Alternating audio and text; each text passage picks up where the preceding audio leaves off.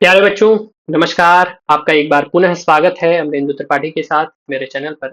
आज का यह सत्र बहुत विशेष है जहां मैं आपसे चर्चा करूंगा कि पीएचडी 2025 में आप करना चाहते हैं, मतलब इस वर्ष आप अगर दाखिला लेने की सोच रहे हैं तो आपके लिए क्या नियम कानून है, एडमिशन कैसे हो सकता है, कितनी फीस लगती है पीएचडी करने में, कितने साल का कोर्स है, अन्य एलिजिबिलिटी वगैरह क्या है, इन सब पे हम डिस्कशन करते हैं। सबसे पहले तो आप जानते हैं पीएचडी क्या है, यहाँ तक आए हैं तो अवश्य आपको पता भी होगा।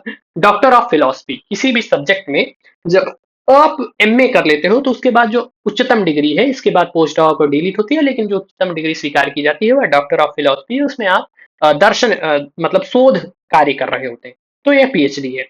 यह एकेडमिक की हाईएस्ट डिग्री है। इसमें किसी भी विषय पर मौलिक शोध ओरिजिनल रिसर्च किया जाता है और अंतिम में आप एक थीसिस जमा कर देते हो।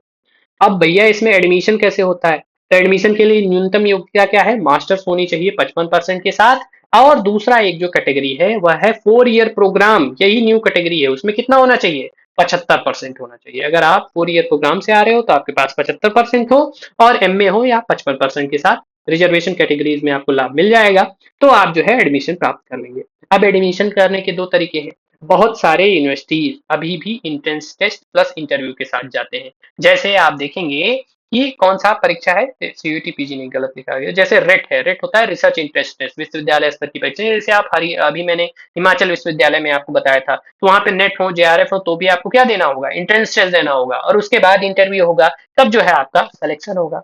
लेकिन बहुत सारे ऐसे यूनिवर्सिटीज भी हैं, जैसे जेएनयू इस समय है, या इग्नू में ही मैं आपको बताऊं, जहां पर डायरेक्ट एडमिशन वाया जेआरएफ हो जाता है। अगर आपने एडमिशन जेआरएफ किया है तो आपको क्या करना होगा? रिसर्च प्रपोजल जमा करना होगा और इंटरव्यू देना होगा। या अगर आप जेआरएफ करके आ रहे हो, जेआरएफ में भी अब तीनों ही कैटेगरीज को, पहले तो केवल जेआरएफ को एग्जाम्पशन होता था, नेट वालों को एंट्रेंस देना पड़ता था, लेकिन अब जो है अब आप पीएचडी ओनली क्लियर हो, या जेआरएफ क्लियर हो, या नेट क्लियर हो, मतलब तीनों में से कोई भी एक हो, तो आपको डायरेक्ट इंटरव्यू क्लियर किया जाएगा। लेकिन ध्यान रखिए, क्योंकि सेंट्रल यूनिवर्सिटीज में अब जेएनयू जैसे संस्थान में भीड़ बहुत है, बहुत सारे विद्यार्थियों के पास जेआरएफ है, तो वहाँ पीएचडी ओनली को सिलेक्शन हो जाए इसकी संभावना कम होती जाती है। तो अगर आप अच्छे संस्थान में पीएचडी करना चाहते हैं तो कोशिश करिए जेआरएफ कर लीजिए। लेकिन अगर आपके पास पीएचडी ओनली है तो हतोत्साहित न होइए। आपके यहाँ जो स्थानीय विश्वविद्यालय है या जो राज्य स्तरीय विश्वविद्यालय है, उनमें आपको आसानी से प्रवेश मिल सकता है। उनकी तैयारी के लिए आप लोग जा सकते हैं। वहां पर भी आपको क्या होगा? रिसर्च प्रपोजल सबमिट करना होगा, और फिर आपका इंटरव्यू होगा, और उसी इंटरव्यू के आधार पे आपका चयन हो जाएगा। फीस कितनी होती है? बहुत महत्वपूर्ण बात है। बहुत सारे बच्चे परेशान होते हैं कि कितनी फीस होती है। देखिए, सेंट्रल यूनिवर्सिटीज की फीस जेएनयू में जैसे 2300 2700 है, डीयू में 4-5 हजार है, इग्नू में 8 हजार है, ऐसे ही फीस होती है। बहुत अधिक फीस नहीं होती है, बहुत सरल फीस होती है। सेंट्रल यूनिवर्सिटीज जो गवर्नमेंट इंस्टीट्यूशन है उनमें। प्राइवेट यूनिवर्सिटीज में बहुत ज्यादा खर्चा होता है, 50 हजार से 2 लाख एमिटी वगैरह 1.5-2 लाख लिख कर आप देते हैं। इसमें मैं आपको कहूंगा भी नहीं। कोशिश करिए सरकारी संस्थानों से पीएचडी करने की। बहुत कम फीस में बहुत अच्छी लाइब्रेरी और बहुत अच्छे शिक्षकों के साथ आप पीएचडी कर पाएंगे। एडिशनल फी कहीं कहीं लगती है, कोर्स वर्क और लाइब्रेरी आदि की सबमिशन चार्ज वगैरह भी लगते हैं पीएचडी के। जेआरएफ वालों को फेलोशिप मिलती है। आपको अभी यूजीसी नेट के सत्र में डिस्कशन किया है, वो सत्र देख लीजिएगा, वहां स्पष्ट है आपको फेलोशिप मिलती है। अगर आपके पास जेआरएफ नहीं है तो इसके अलावा भी कुछ फेलोशिप होती है, जैसे नॉन नेट फेलोशिप होती है, आईसीएसएसआर, आईसीएचआर, आईसीसीआर, इनकी फेलोशिप भी मिलती है, आईसीएआर, आईसीएमआर की भी मिलती है। तो इन फेलोशिप पर भी मैं आपको चर्चा करके बताऊंगा कि किस तरीके की आप इन फेलोशिप को क्लेम कर सकते हो, जो अलग अलग फेलोशिप होती है। अब भैया कितने साल का कोर्स है, कितने साल लगते हैं? तो मिनिमम 3 साल लगते हैं। ये यूजीसी का नया नियम है, पहले 18 महीने था, लेकिन अब जो है आपको मिनिमम 36 महीने, 3 साल से पहले आप पीएचडी नहीं सबमिट कर सकते हो। आप अगर जब जिस भी डेट को आपका रजिस्ट्रेशन होता है, रजिस्ट्रेशन डेट ये नहीं कि फॉर्म आया जमा कर दिया, नहीं, जिस डेट को आप किसी भी इंस्टीट्यूशन को फीस पे कर देते हैं उस डेट को आपका रजिस्ट्रेशन डेट गिना जाता है, और उससे गिनते हुए 3 वर्ष तक आप पीएचडी सबमिट नहीं कर सकते हैं। 3 वर्ष बाद आप पीएचडी सबमिट करने में सक्षम हो पाएंगे। अधिकतम अवधि कितनी होती है? 6 वर्ष अधिकतम अधिक है। यह अन्य विधाओं में +6 महीना +6 महीना करके बढ़ती भी रहती है। इसके कुछ नियम होते हैं, जब आप संस्थान में लेंगे तो आपको स्पष्ट हो जाएंगे।